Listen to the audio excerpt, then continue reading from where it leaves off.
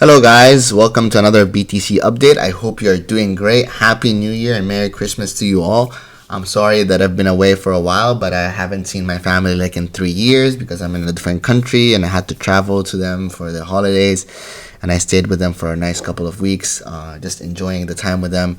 So yeah, so on a side note, just to say this out there to everybody, I hope this year is good for everybody. I hope it brings you health, wealth, and joy to you and all of your families out there. I know it's not an easy year to handle, so I hope 2022 is going to be better for all of us. And yeah, that's just my best wishes to you and all of your families out there. With that said, let's go straight to the charts and just explain what's going on with BTC. I haven't been even posting on Twitter just because of the reason that I told you earlier. But yeah, I'm gonna try my best to keep posting it, keep updating, because now I'm finally getting back to my normal life again, and yeah, seeing the family was good. But yeah, let's get to the charts and see what's happening with BTC.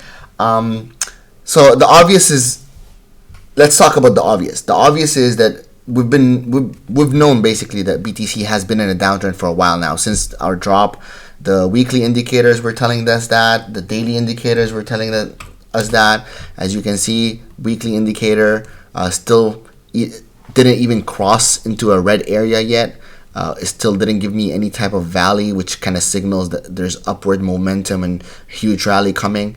So we're going to expect some choppiness around this area, and we have been. Now, what happened yesterday, in my personal opinion, and I think is very logical to happen, is that basically market makers built a strong area of support around $45,000. So every time the price went to 45,000, it wicked and it pumped, wicked and pump, wicked and pump. So they created this illusion of a strong area of support, similar to what they did around $53,000, right?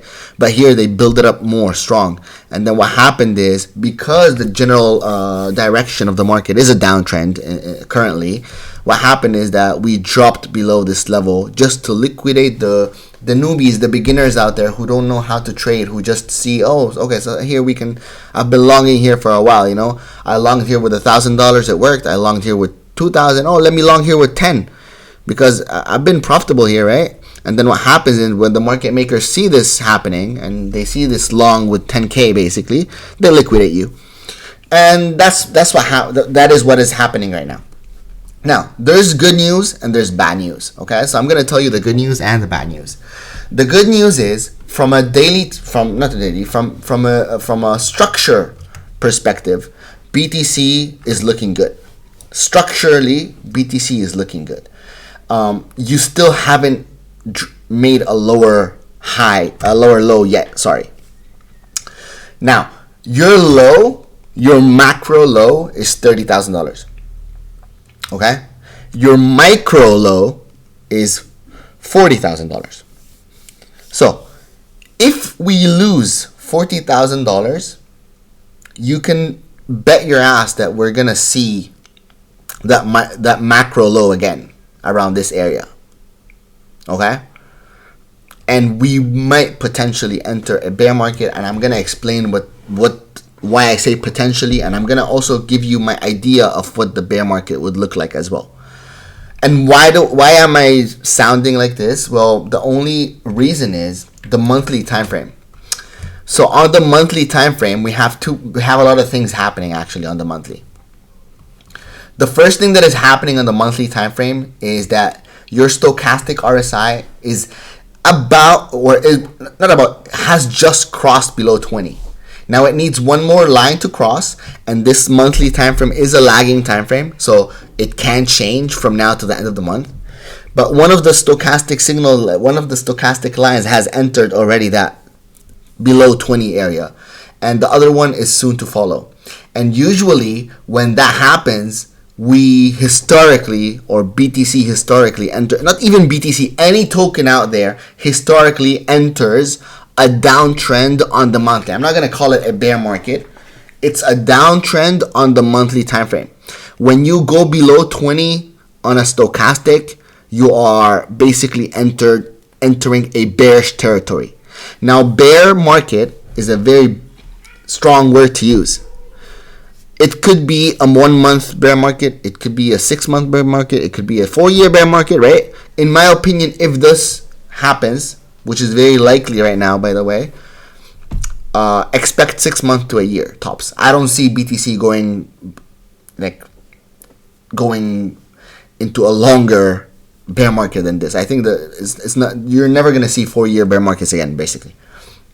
And if I say BTC is going to the bear market, it doesn't mean that BTC is going to go to $20,000, which it might though, right? Because if you lose 30, you are gonna go to 20. But it just means that BTC will enter a period of time where it's choppy to the downside more than to the upside. So basically chop, chop, chop, drop. Chop, chop, chop, pump, drop. Chop, chop, chop, pump, drop. So basically the general trend will be lower lows, lower highs. And that is what a bear market is. Hopefully you don't lose your macro low, because if you do lose your macro low, you're going to expect a retest of this area, which is the previous high, which is $20,000. Which is not out of the cards as well. It's not out of the cards as well. So yeah, that is the bad news. The bad news is that we have a stochastic RSI monthly indicator about to cross below 20, which generally signals a downtrend. Now, by the way, even if this does happen, and even though historically it does mean that you enter a bear market, if the price of BTC consolidates over a few months, let's say 2, 3, 4 months, it stays around $42,000 without dropping below, that's super bullish. That's mega bullish. That just means that your bear market is there. That just means that your $42,000 is your bear market bottom.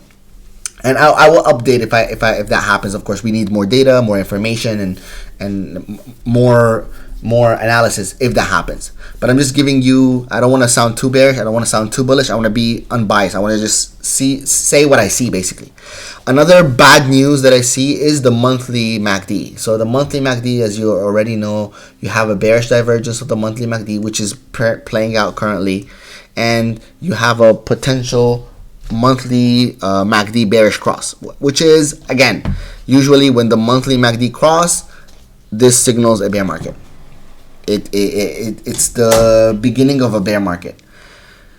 Hopefully this bear market will not be 6 months, it will not be 4 years, it will be like a year bear market, and hopefully we consolidate over a period of time around a specific range, holding strongly. Now, what will validate this bear market theory, or not theory, this bearishness? Losing $39,000 on the weekly time frame. If you lose $39,000, or if you start closing daily candles, so 2 consecutive daily candles below $39,000, then just know that you are entering a potential bear market.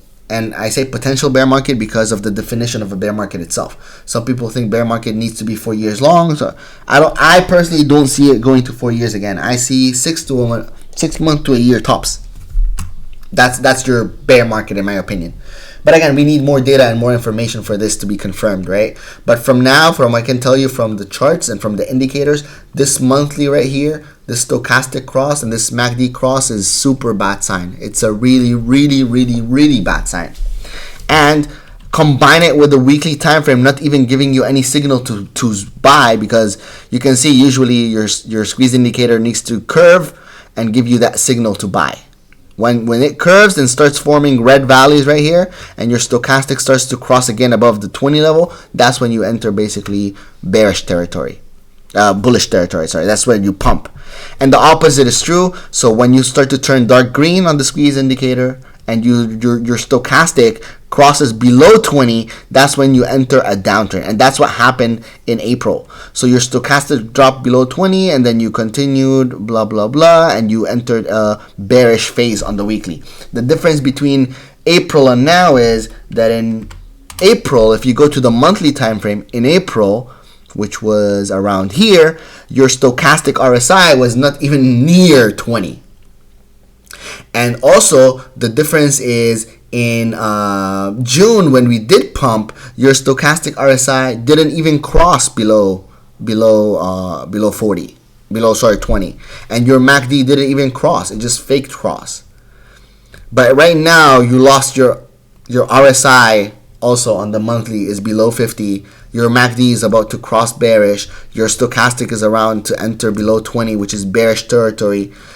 And your squeeze indicator is dark green. So I don't want to sound bearish, and I don't want to be the bearer of bad news, but this is looking like we are about to enter a bear market.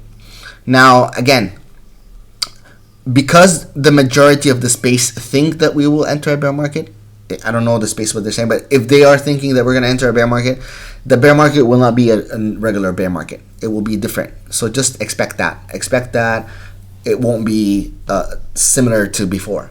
And the area where this gets validated, like I said, is if you lose $39,000. Now, the positive news is that you still haven't crossed. I have an indicator which is called the weekly 1830 EMA. When these two cross, which is right there, you see that they're about to cross, right? They're leaning towards cross. When these two cross, you generally enter a bear market. They haven't crossed. They tried to fake cross here and then pumped, so we can have a similar situation like this after. And the area to look out for a nice pump to the upside is, again, $39,000, because $39,000 is the 18 EMA on the monthly, and that's where we bounced last time, and that's where my trend line is at, and that's where we might potentially bounce again. And that would be very, very bullish for BTC as well if that happens. If you lose this $39,000 and you start to close below it, then that's going to potentially signal, like I said, a bear market and a retest of 30. We might have a similar situation like 2017. And you can see in 2017 what happened, right? You dropped, you formed a strong base of support around $6,500, and you kept tapping it till you dropped below it one more time and then pumped to the upside.